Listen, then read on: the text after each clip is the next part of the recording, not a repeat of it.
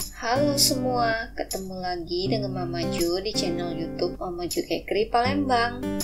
Kali ini Mama Jo mau membuat sambal khas Palembang, yaitu sambal cenge. Sambal cenge ini biasa disajikan sebagai pelengkap pada celimpungan, lakso, burgo, lontong, ketupat, nasi gemuk. Langsung baik yuk kita bikin.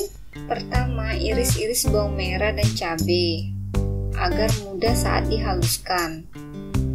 Jangan lupa pakai sarung tangan ya, agar tangan kita tidak panas terkena cabai. Di sini Mama Jo memakai 125 gram cabai merah dan 125 gram cabai burung. Kadar pedasnya bisa disesuaikan ya dengan selera masing-masing. Bila tidak suka terlalu pedas, bisa menggunakan cabai merah semua sebanyak 250 gram.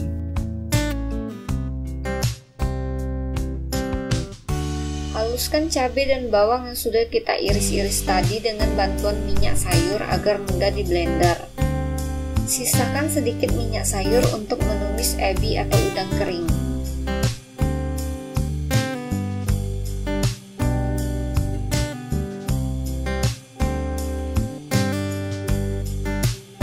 Kemudian haluskan ebi atau udang kering yang sudah dicuci bersih dan direndam sebentar.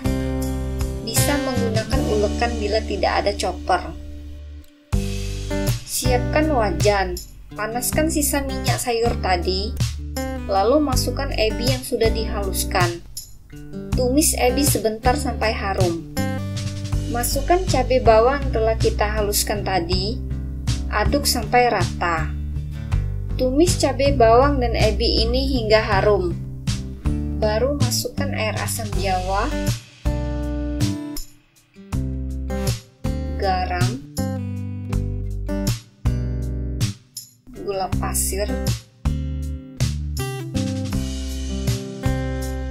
dan gula batok. Bila tidak ada gula batok, bisa menggunakan gula merah. Bisa ditambahkan penyedap rasa bila suka. Aduk semua bumbu-bumbu ini sampai rata.